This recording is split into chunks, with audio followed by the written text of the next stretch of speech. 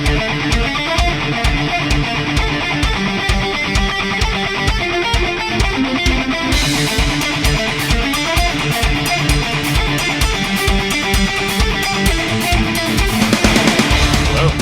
welcome to yet another episode of the Lions Led by Donkeys podcast. I'm Joe, and with me is the metal-legged wonder, yes, Nick. Hi, Scarer of dogs. That's right. One step closer to Terminator. You're like the Walmart version of a Terminator. I'm a T1 right now. It's a few metal parts. No, you don't melt back together. You're not an old Schwarzenegger, but you're mostly metal. So they have you back at work now. Yes. How's that been going? Terrible.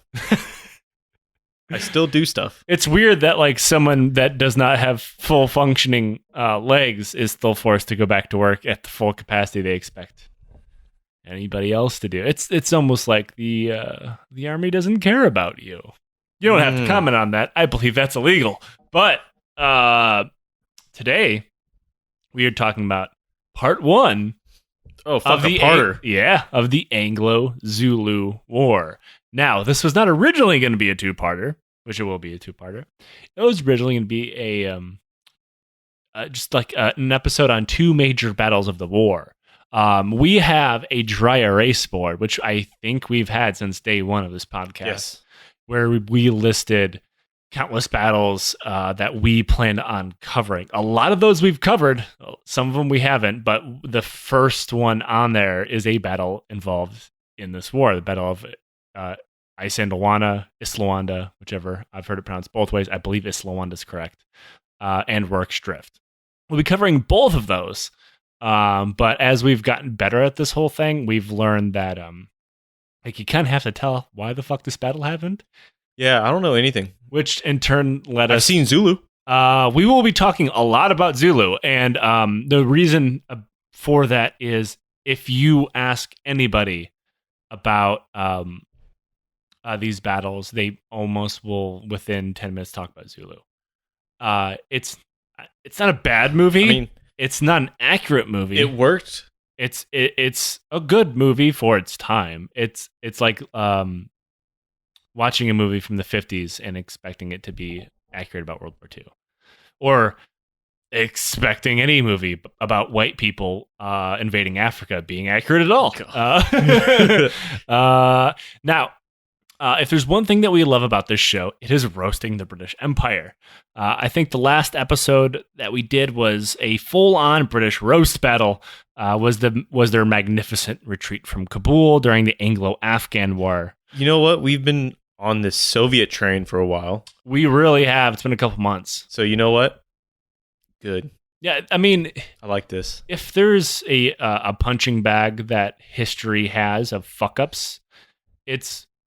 Well, modern day would be America, but 1800s and prior would be the British Empire, the Spanish, the French. We're just new to the game. We got literally decades left of this before we can even compare. Right. So hold on to your butts, y'all. It's gonna get worse. I look forward to the day that we're podcasting about like the failed 2035 American invasion of Canada, as you can hear the microphone shake from artillery strikes. The South Park movie. Yeah. Just comes into my head. Yeah. Go ahead, Team Human Shield. What the fuck? Now, if anybody remembers correctly, I feel like it should be pointed out that one of the reasons from the British blunder in Kabul was because they would simply not wash their dicks after fucking the local sex workers. You don't need to. I don't really need... There's no reason for me to bring that up other than I like to talk about it because it's fucking hilarious. Self-cleaning. Yeah. No, it's not self-cleaning. It's not. It's like you pull your foreskin back and it sounds like Velcro. It sounds terrible. God. All right. That's actually a pretty good analogy. Have you ever seen somebody wash it after the field, like after a good rotation? I generally don't watch people wash their dicks. So it was on accident, but it was probably the weirdest thing I ever seen in my life. Please tell me more about the time you watched a man wash his foreskin. It was on accident, but it happened. So I guess we're here. So he had it by 2 fingers, just holding it like disgusted, but he was like washing it and scrubbing. It was the weirdest thing I've seen in my life. I've never touched my dick like that. I don't have a rebuttal to that. I Have you? No, I'm circumcised. If in case So am anybody I. was wondering about my dick. So no, I've never had to rinse out my foreskin like it was a disgusting piece of underwear. But if there was a good analogy to find in any of that, it is the British Empire upon the world is like unvelcroing a rotten foreskin. Feel free to ignore everything we just said. But a few decades after the retreat from Kabul, the British mechanisms of empire would bring them to what we now know today as South Africa. The British had multiple settlements throughout South Africa, many of them who bordered Boer settlements or republics, which were and are white South Africans. You actually don't have to look much more into the Boer history. It's all bad. It's all bad. Really? Oh, yeah. How bad? Apartheid bad. Oh. Oh. So for people who are unaware, the Boer or whatever, or Afrikaner, were Dutch white colonialists who settled in South Africa and would eventually just bring horrible, horrible things to the people of South Africa. One of those things is, of course, the band Diane Ford. Completely unforgivable stuff. Now, you have repeatedly made fun of me for liking the movie Chappie. Yes. Diane Ford's in that movie. Oh, yeah, she is. Both of them. Ninja, Yeah. Ninja. He goes by That the name whole thing. Ninja. Yeah, that is and important. I've heard their music, seen their music videos. Their music sounds like two fax machines It's- fucking. Oh, God. Yeah, it's not good. And you like the movie. I overlook some things. Oh, my God. Isn't Hugh Jackman in it? Yeah. That's like the best part of the whole movie. That's it. Yeah, Hugh Jackman and robots, you really can't go wrong. That's why Real Steel still works. God, that movie. I don't mean it's good. I meant like when I watched it, like, it's a good airplane movie. Even then, I'll skip over it. I might I'll watch it. the airplane go over around the world on the screen. I'd rather watch this airplane just crash than watch this movie. Now, as most empires, the British settlements and their native Zulu neighbors did not exactly get along. This was mostly due to the growing white population and their steady encroachment into native Zulu lands, Bastards. as white people Yep. are wont to do. Things were only made worse in 1867 when diamonds were discovered around the Vaal River near the town of Kimberley, a town that is now steeped in the cultural blood diamonds. The small town became the target of a diamond rush that attracted people from all over the world and ballooned to the population of around 50,000, which is an increase of around 100%. Boom. This, of course, drew the eye of the watching British imperial interests who were nearby. 3 years later, the British simply just annexed the entire fucking area, because that is just what they That's just do. Yeah. This brings us to the incredibly British named, and I'm going to try this one without laughing. Oh, good. Try to hold off. Henry Howard Montagu Herbert, 4th Earl of Chevron. That chevron came out of nowhere. Formerly known as the Lord of Porchester.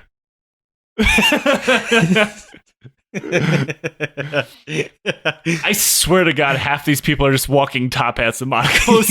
Yeah. With that fucking Monopoly mustache. You know, I could pull a name out of my ass, and there's a 50% chance that he's in the House of Lords right now arguing about Brexit. I'm pretty sure we were doing that just 10 minutes ago. We actually did that for an episode. I said like 5 names of the House of Lords, and then I made 2 of them up, and I made you guess. Nobody got it right. Oh. Anyway, he was the Secretary of State for the Colonies, which, again, is the most British office to ever exist. Lord Fuckface had brought about the creation of modern Canada in 1867, and he wanted to do much of the same thing with the various British settlements of South Africa. His plan called for a white ruling class to take control over the black majority population. It's not starting out so good. Yeah. This is something that the Brits did all the time. Ever heard of a little Sounds place like known it. as Rhodesia? Yeah, I have. Jesus Christ. Now, this would, of course, produce a cheap pool of labor for the plantations and the mines that the British wanted to control, and the whole purpose of them owning it. He even extended a plan to the Boer settlements for them to join the new British Federation. Now, while the Boers, or Boers, I'm going to get yelled at for that either way, were way ahead of the British when it came to exploiting the labor of the local population, and that is something they'd go on to excel at over the next several generations, to include the present day for the most part. They did not want to give up their freedom to the British crown. If anybody's going to do racism in this neck of the woods, it's going to be us, said the Boer. They sound like they mastered it. Oh, they excel at it. They took... my knowledge of Boer institutional racism is mostly modern day and apartheid, but they took like full on like founding fathers type racism energy and just rode that motherfucker into the 1990s. Yeah. So in 1877, the secretary tossed his hands up and decided to give his job to somebody else. He appointed Sir Henry Bartle Edward Ferrer, the High Commissioner of South Africa. This whole episode is full of these names. Super great names. Yeah. The secretary gave old Bartle a sweet deal. If he could figure out a way to make the secretary's confederation plan work, he would be appointed the first governor of the Southern African Dominion. Bartle had two obstacles standing in his way. One was the Boers, who were actually an internationally recognized nation as of 1852 and was even recognized by the British themselves in the Sand River Convention. If there was something that the British didn't care about, it was agreements, so it really didn't matter. So muscling into them would be kind of hard to pull off. The other obstacle was the Zulu Kingdom, now under the rule of young King Cetshwayo, a dude who killed his own brother to get the job. I'm kind of not surprised about that. Don't fuck with somebody who's willing to commit a little bit of regicide. Now, Cetshwayo had worked with Europeans before, and there is some evidence that he plotted with them so he could take the Zulu throne. He was not a weak king, and he had no intention of giving up his kingdom. Once in power, he saw the writing on the wall, as in a whole bunch of white dudes moving in next door. It's like that Dave Chappelle skit where he goes up to the shore, like, hey, a whole bunch of white people, let's go say hi to him. Yeah, King Cetshwayo didn't do that. He didn't? As anyone would have been in the same situation. He began to prepare for conflict. He decided to adopt the expansionist ideas of legendary King Shaka, as everybody knows as Shaka Zulu. Yeah. Which he was related to. Really? Yes. He began to reinforce and train his impis, or the Zulu word for any body of armed men. Now, anybody of armed men? Yes, is an impi. So just regular dudes because they have arms. Well, they had spears, so yeah. Oh, okay. Now, it is important to point out that the native army of the Zulu was heavily evolved from what most people think of as a native army. They ran off levies and call-ups, kind of like a militia, but it was very, very, very organized. They were by far the most powerful native army in all of Africa. I mean, the Zulu Kingdom only existed because it took over all of its neighbors and challenged the British. And we will go on to... You're going to go on and listen to these next two episodes, and you're going to come out of it thinking the same thing I did, that the Zulus were a much better army than the British. Really? With one big difference, and it's going to be kind of important. Now, as I kind of already said, the Zulu historically fought only with a spear and a cowhide shield. So it's a shield made of leather. Yeah. They were culturally unfavorable towards firearms. They thought firearms were the tool of a coward. Kind of like, if I was to compare them to something people are similar to, it's them using a spear is the same as counting coup for a Native American. It was considered to be a true warrior, you killed them with your hands, or at least you touched them with your hands. Okay. Before you killed them. So they didn't have guns. They did start to pick up some muskets. They weren't very modern, and they didn't like using them. Like, they thought they literally said that like a musket requires no skill. You can kill a warrior without even touching him. I wouldn't like a musket either. I mean, it's better than a spear. It is. I mean, I know me. If you're gonna put me in a line with a fucking shield and a spear, I'd much rather have a gun. I've seen me use one. I don't think I'll be that good at the spear. you see yourself use a spear? I'm not a very brave man. Like, I don't know what the Zulu version of like a National Guard admin assistant would be, but I'd be that guy. Do they qualify with spears? Oh, definitely. They train a lot. I don't know if they didn't wear shirts or anything, so they probably have patches. Yeah. But like maybe go to a spear range? They weren't for throwing. They were almost specifically for stabbing. They call them a sagi like or yeah, very, very short. A pike is for fighting in a formation. Right. Pikes were the shit. Zulus did not fight in a formation. Oh, they didn't. They fought in a military group, which we will definitely talk about because it's something they rope-a-dope the British into about twice and ended up being one of the most legendary defeats in British history all the way up until World War One. Ooh. But they definitely weren't like a phalanx, which would have been easier for them to lose if they were a phalanx because you just shoot into the phalanx. That's true. Now, there's a problem with this. That doesn't exactly sound threatening if you're the British Empire. So, like, you can't be like, yeah, the unwashed hordes of the Zulu Impi are going to storm over the border and attack us because, like, dude, they have spears. Does that sound threatening to the British Empire? No. Well, it's good. Because that's exactly how they thought of it. Well, King Ketsueho had no plans to expand it into British land, but they did not stop the Brits from lying about it. Oh. In order to make the spear-wielding Zulu army seem like a threat, the British did what came natural and just decided to make shit up. Bartle simply lied his fucking ass off about constant cross-border raids, which simply did not happen. He spun so many lies about the Zulu that when the British simply annexed the Boer Transvaal Republic in 1877, the Boers themselves bought the lies. They were so worried about the encroaching Zulu Empire that they didn't fight the British annexation because they feared they'd have to stand on their own against the invading Zulu army, which did not exist. Yeah. So loudly were they beating the war drums against the Zulu, the British government had to come out against it. Now, Bartle, remember, is on his own with the British machinations of empire in South Africa. This is the British government in London had to come and be like, we don't want to fight the Zulus. Not only did they not want to fight the Zulus, but they had other colonial problems in India and East Asia at the time, and they kind of had their fucking hands full. Right. So with his own government against him, Bartle stopped itching for war.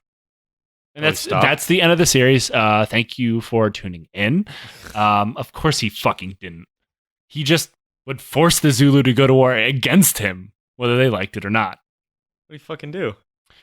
So there was a series of minor incidents across the border where a few Zulu crossed the border to capture the fleeing wife of another Zulu, and they killed her.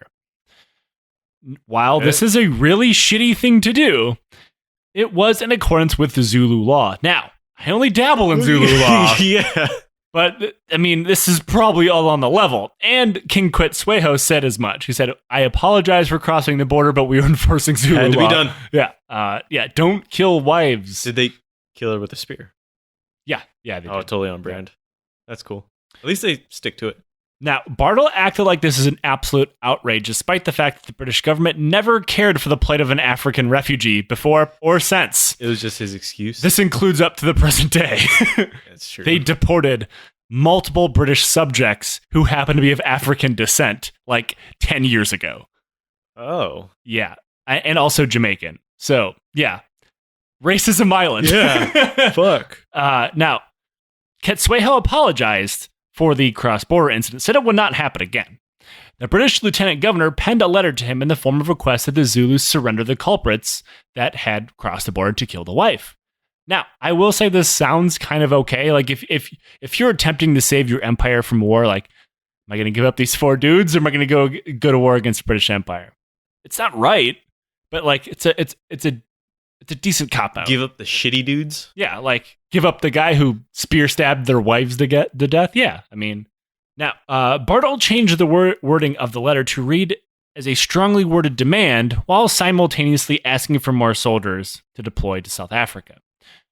Of course, that was to protect them from the coming Zulu invasion, not to attack anybody with. Defense. Yeah.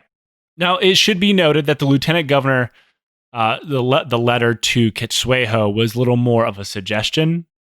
Bartle reworded it as a demand. That's pretty important.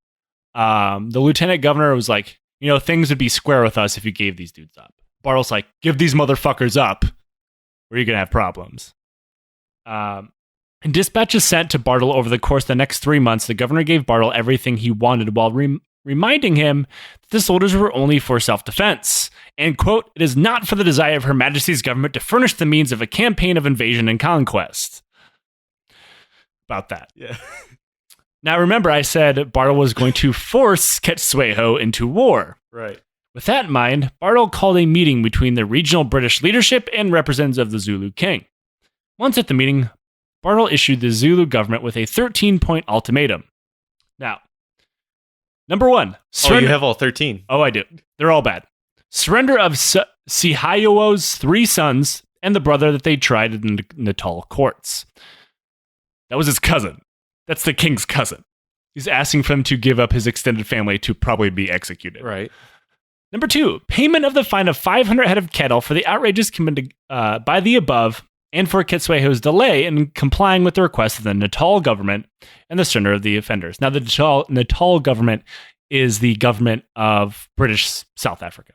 Okay. Number 3, payment in the head of 300 cattle for the offense committed against Messrs. Smith and Dighton, which was a cross-border raid, which did not happen.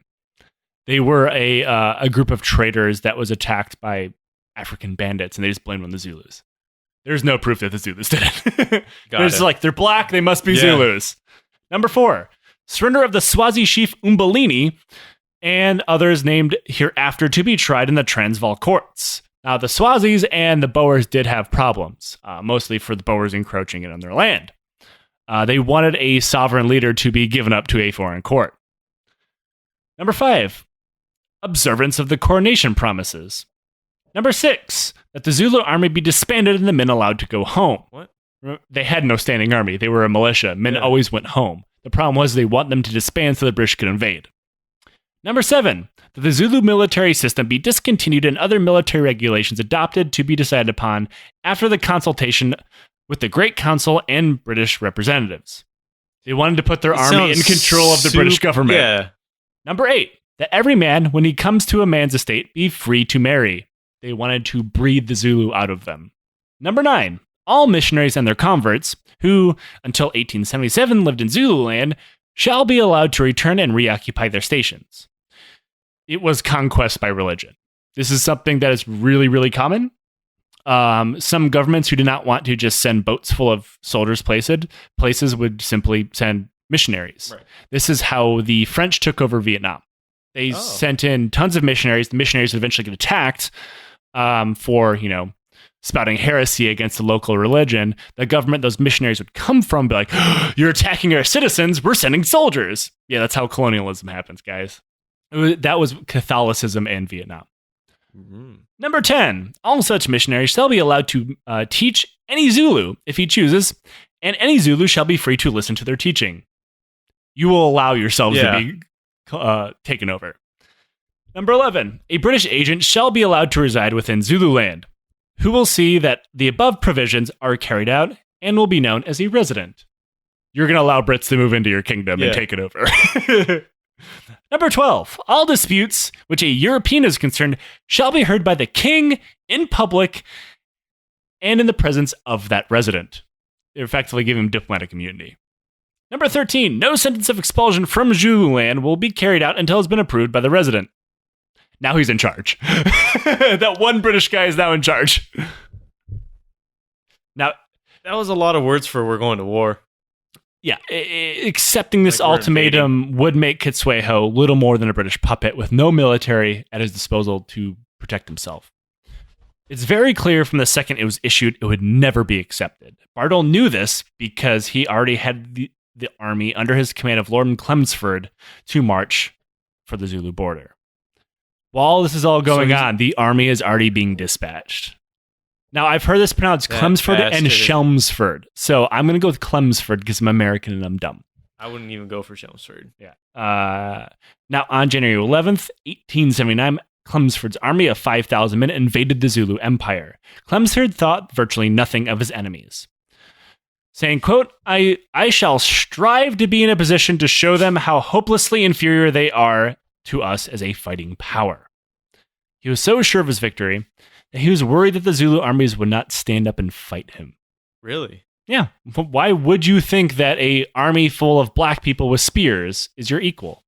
If you are literally a lord of the British Empire.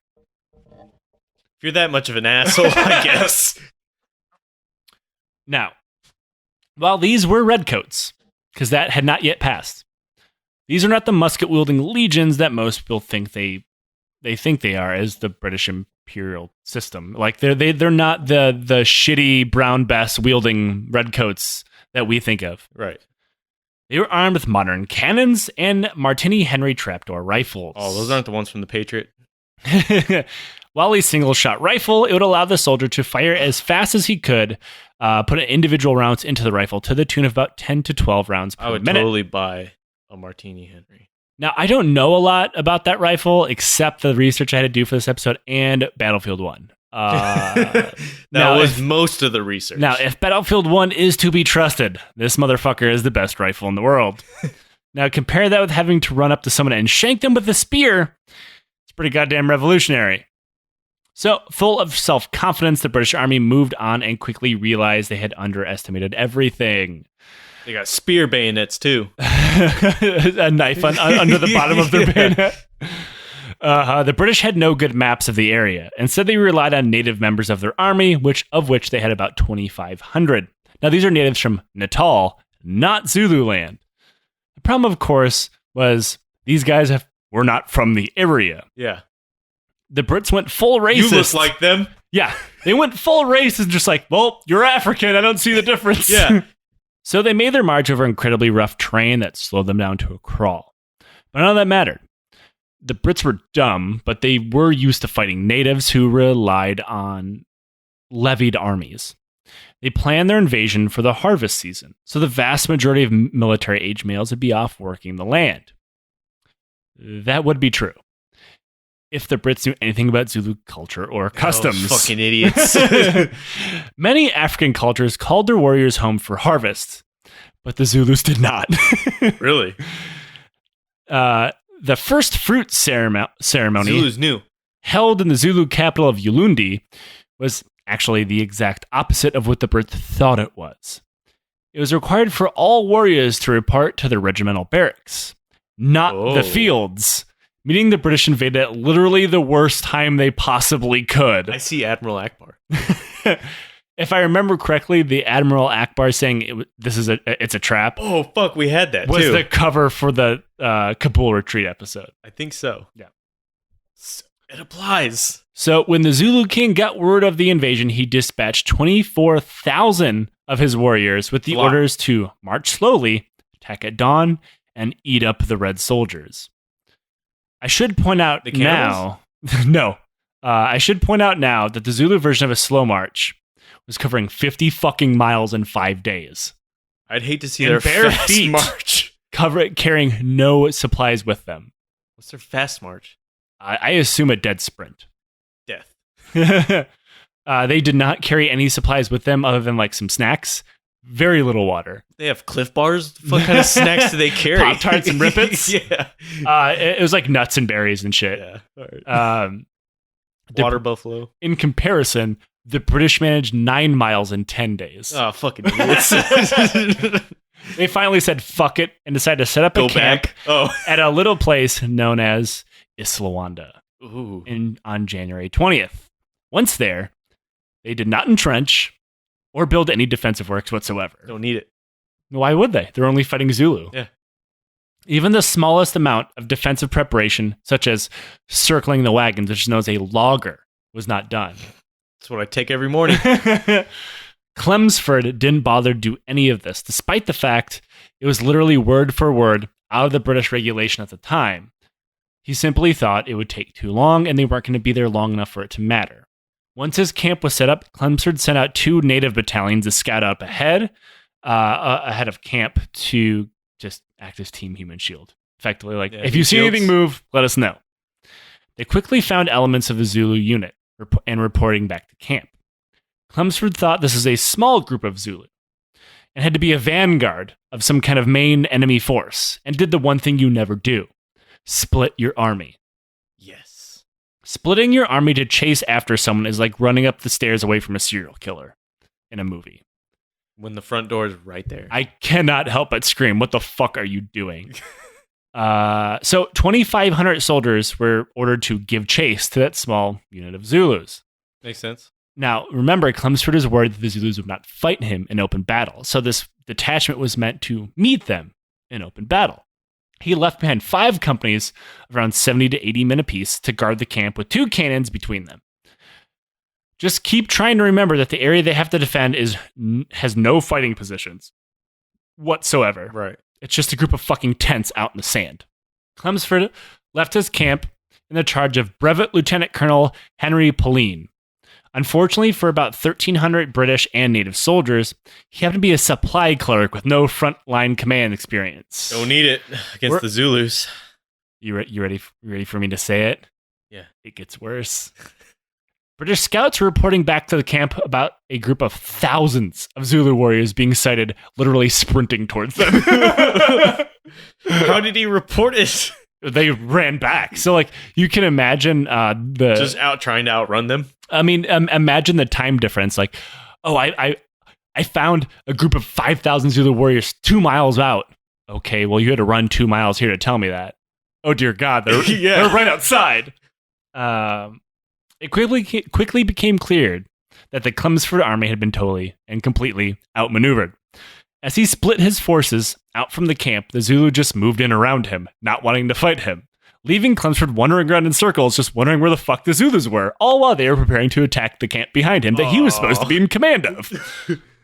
While the Zulu intended to wait a little bit longer before launching their main attack, their hand was forced when a British scout stumbled upon their main force of 20,000 warriors. A British scout. A group. It was like 50 or 60. One dude found 20,000. They were only 5 miles away from the camp. The scouts began a fighting retreat back to the camp where British forces, not having any defensive works to fight from, were deployed in a long, thinly manned firing line, thinking their superior firepower would fight back the vastly larger Zulu army. And it did kind of work for a little while. For the first full 20 minutes, Pauline didn't bother to change the formation much. Instead, he brought the lines closer to the camp, which is a good idea so he could make resupply easier. Despite overwhelming odds, the disciplined British ranks pinned down the center of the Zulu formation for over an hour. The soldiers' morale was high, and the Zulu center stalled as the cannons started firing and blowing the living shit out of them, and they were forced to take cover. Now, if you were charging a modernly armed center in a frontal assault, it's probably like the layup to the alley-oop, right? Sure. Like, you wouldn't just be like, we're going to charge directly at you over and over again and get shot with cannons. Yeah, let me just try to dunk. Unfortunately for the British, that was exactly what the Zulu wanted them to do. Oh. In using military tactic named the horns in the chest of the buffalo, the Zulu center was about to be made a sacrifice. While the British changed their formation and brought all of their fire to bear upon this center, this being the chest of the buffalo. Right. The buffalo horns were working their way around the British flanks, completely and totally unseen. Good names. Finally, when the British did notice they were about to be completely encircled, they began to withdraw back to the camp. Do you think any of the British soldiers were like, look, it almost symbolizes like a buffalo and then the horns coming around? It's an angry fucking cow, run! Yeah. Finally, the British realized that, oh dear God, we're being encircled, and beat a hasty retreat back to the camp. The problem was this plan required each individual company to retreat perfectly to cover the flanks of the other companies to ensure nobody got left behind and exposed. Oh man, from the oncoming buffalo this fucking. Sounds terrible. That is not something that happened. Several units were left behind and overrun in minutes and slaughtered as others retreated in good order back to the camp. In the middle of all this, a solar fucking eclipse occurred. What are the chances? A buffalo and a solar eclipse. I mean, that's not important, but I feel like I should bring it up because imagine in the middle of all this shit, the sun is just suddenly blot from the sky. Like, oh God. Oh, bugger. Oh, bugger. The blood eclipse. I'm getting buffalo fucked by the sun. That has to be either the best or worst omen in human history, depending on what side of this battle that you're on. Awesome. Like, someone's like, oh dear God, the sun is gone. The Zulu's like, fuck yeah, we blotted out the sun. The soldiers' firing rate began to slow as the horns closed in on them, and they burned through their ammunition. Boxes of ammunition were stored at the back of the camp, with each company being in control of their own supply. There was not a central resupply system. If you were like an Alpha company, you had to go resupply at Alpha company. Problem being is most of your company's probably already dead. So where do you go? Well, I'm going to go to Bravo company. No, sir, this is only for Bravo company. Right, yeah. So I just have no ammo now. Cool. Now, British Army regulation at the time said that quartermasters could only issue out ammunition to their own units, and each box could only be opened after the one before it was used up completely. Oh, get the fuck out of here. Ensuring that the kind of brittle ammunition that they used at the time was not left out to foul in the elements. So in the middle of all of this, designated runners were hauling ass back to the camp to get ammo, only to be turned down because they were in the wrong company, or because the quartermaster forced runners to wait in neat, orderly lines as they issued out ammunition to one person at a time and took note on paperwork for administration purposes. Hold on. You need to sign here the right date. Yeah, imagine the sun is literally being burned from the sky. There's Zulus surrounding you like, sir, please sign here. Hold on, sir, signature. Sir, you can't print take your that. Name, date. I need your last four, sir. Just to add a special extra layer of stupid to the whole situation, they couldn't even open many of the ammo boxes. You see, the British Army had become a practice of using screws to secure wooden boxes rather than nails. They also neglected to hand out screwdrivers. Just use your rifles. Only a couple of like the quartermasters had screwdrivers, which left many tired soldiers to just start smashing these boxes open with rifle butts, which is a slow process. Anybody who was so everybody who was screaming at whatever they used to listen to their podcast just a second ago can take solace that pretty much all of these shitty paper-pushing quartermasters died a horribly violent spear-related death shortly thereafter. I hope they required paperwork before death. As he's getting speared, sir, I need your requisition form to gut me. Sign this. Sir, I need your last four. The Zulu's like, fucking die, bitch. Yeah, just why would you die? Die. That's my pen. You have to show up for the next formation at 03. God damn it. It's almost like trying to open an MRE box that has super glue. It's like opening up an MRE box with your bare hands and you have no fingernails. Because for some reason they decide to glue the shit out of the fucking... And they have like staples in them and plastic wrap.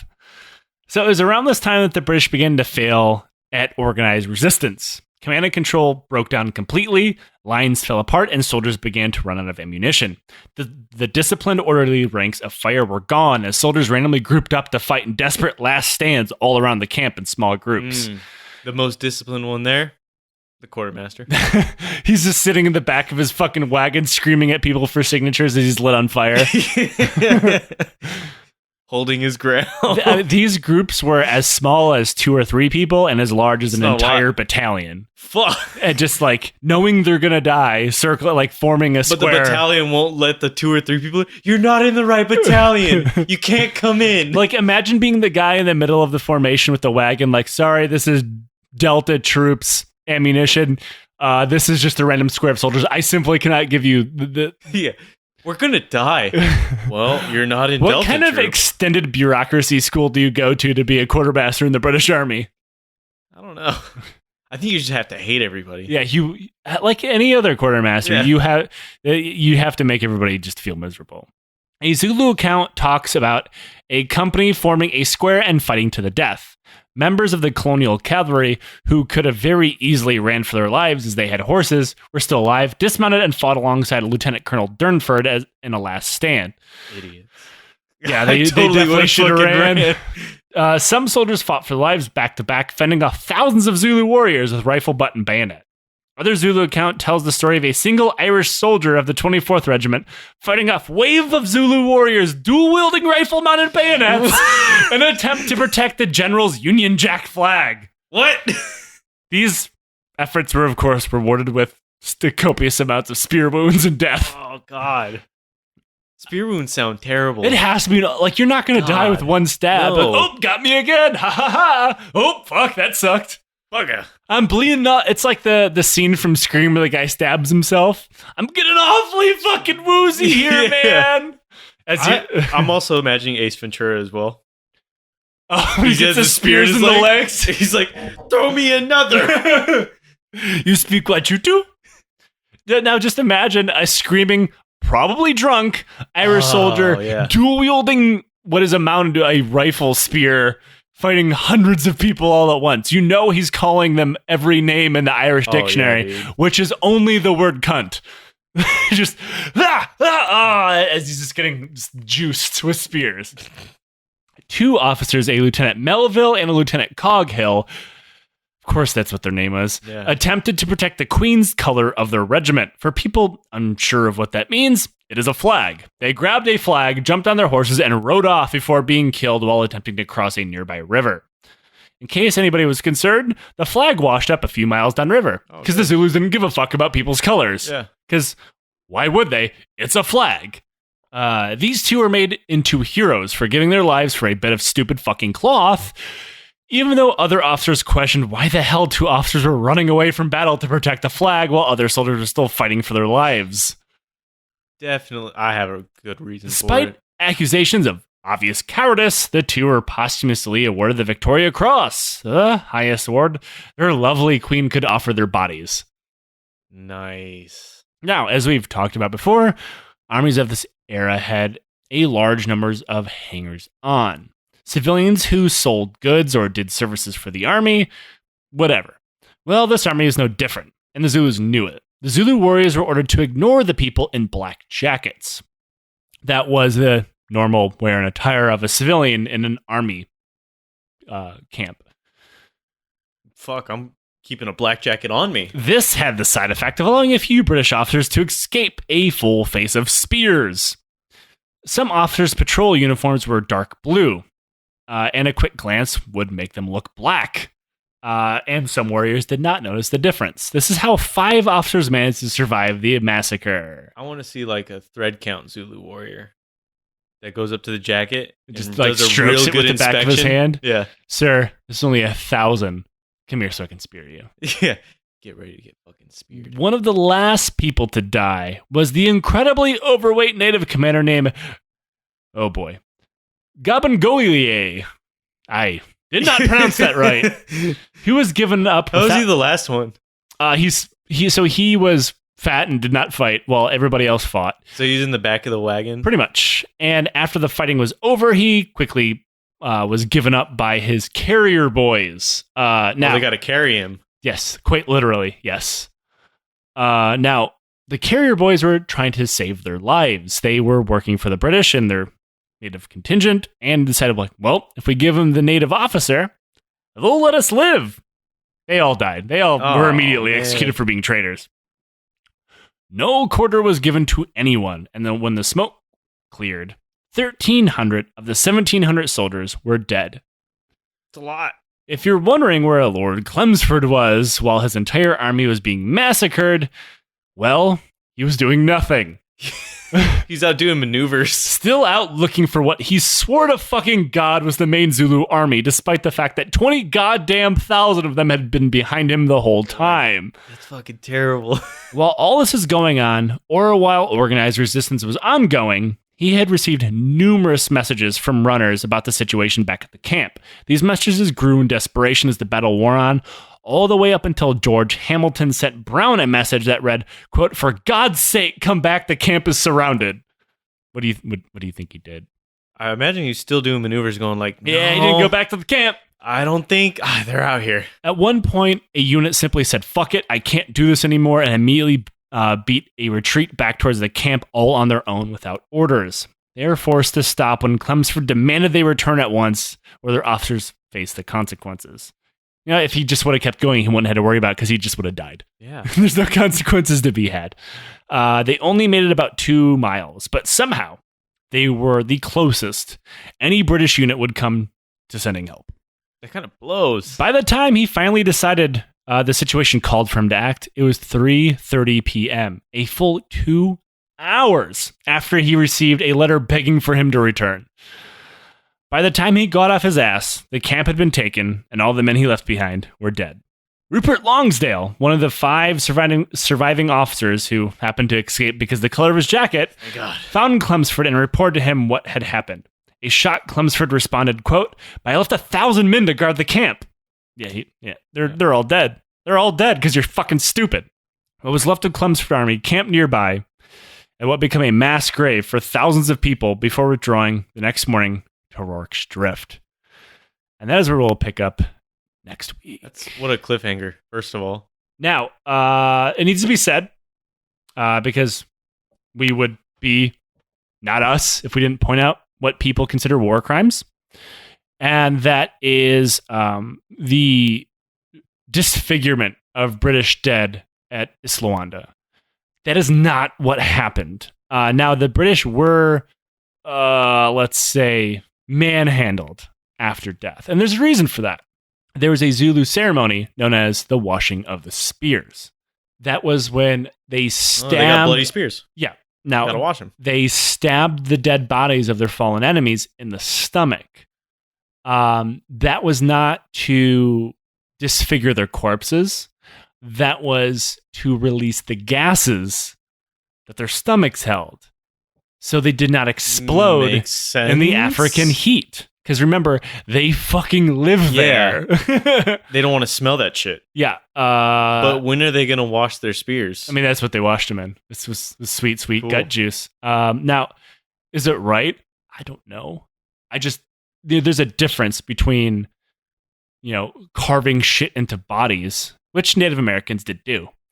They castrated men, things like that. But that had a lot to do with afterlife. If I take your dick from you, your manhood's been stolen in the afterlife. But it had nothing to do with that. It was simply practical. So they weren't disfiguring bodies, and they weren't, dishonoring the dead. Though I'm sure they cared very little for the dead, because they executed wounded people. Yeah. And that's something that the Brits did as per SOP, or standard operating procedure throughout the Zulu War, was execute every wounded Zulu person they found. But I'm not here to stick up for the Zulu Kingdom as much as I am here to just tell an accurate story. Right. Which brings us to our segment, Questions from the Legion. Now, I wish I had some fun theme music for that, but I do not. There should be. I don't know. What would the theme music be? I feel like it'd be like a guitar riff and somebody like doing a devil's growl. Yes. It has to be sweet licks. Yeah. So if you're a member of a thrash metal or death metal band, I'll settle for an oi band, like an oi punk band. And you want to make us a intro. Bluegrass? It'd be fucking sweet. Now, the question comes from a supporter named Nadia. Question. We all know Nick did cosplay, also known as reenactment. What is the nerdiest thing that you have been /are into? Did you ever do anything nerdier than that? It was still within the realm, but I got really into Class A 4 pockets for the Army in the 30s and 40s era time frame, so I collected a lot of those. Like 4 pockets. So there are uniforms like the Ike jacket, which I'm sure you've heard of, and then there's a thing called the 4 pocket. It's basically 4 pockets, the main ASU jacket you see today. Huh. Yeah. I'm obsessed with that one uniform. That one jacket. One reason only is because of the stuff I usually would get on it when I buy it. How many of the jackets did you have? I had 10. You had 10 jackets? It's more jackets than I own, just like as a person. Samesies, because I never wore those, but they had different stuff on it, like the pinwheel for the Army Air Corps, not the Army Air Force. It's hard to find. Or different ranks that don't exist, or different insignia, or different patches that just don't exist anymore. It's super cool. I feel that that's less nerdy than what I did, because I used to be really into Magic cards.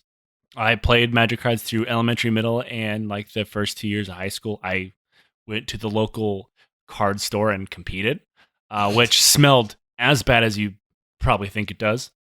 And I was really into anime at the same time.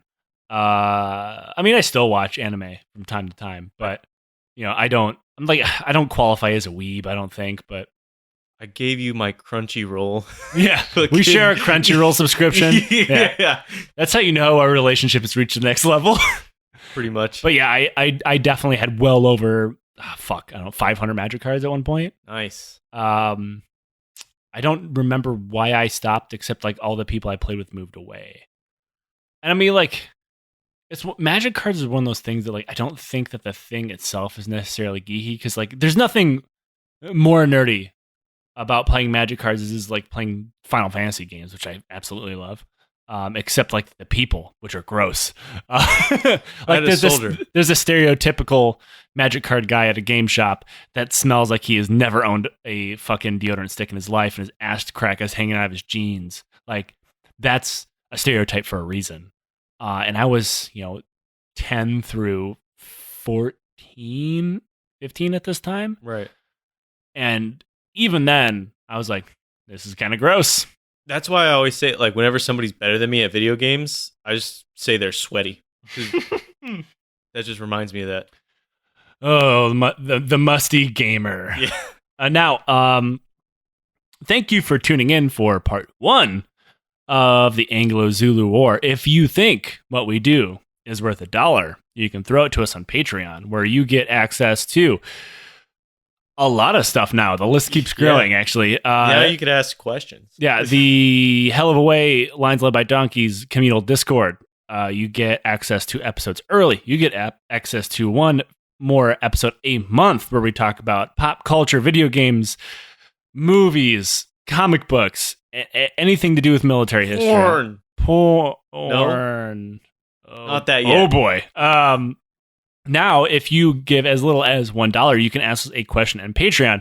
As long as it is something I can at least answer within 5 minutes, I will answer it eventually. So yeah, that's kind of cool. Somebody said that would be a fun thing to do, one of the listeners, because like the Q&A episode's really fun, but you do one a year.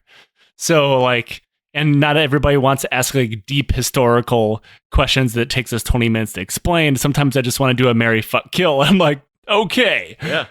So and that could even be brought in during like some of the heavy topics where we have to do a little fucking ice break. Oh, dude, and throw a question in there. Yeah. Like sometimes I feel like whenever we cover war crimes, I want to be like, so, and a baby platypus is known as a puggle, which is true, but like you gotta lighten it up a bit because otherwise you're just sad. But because I thought I want to do something for people who support the show, because there's now over 200 of you, and Patreon shoutouts are kind of lame. And I want to do something different because we're a different show. We've always done different shit. People just don't do what we do, and I wanted to continue that. So if you think what we do is worth that, you can find us on Patreon. But for everybody else, our show will always be free. You'll get one episode a week of dubious quality. And for episodes like these, where I used a varying amount of sources, you can check the show notes, and all the sources will always be there. I cannot guarantee they'll be MLA compatible because I am not doing a term paper. But for everybody else, we will see you next week. Later.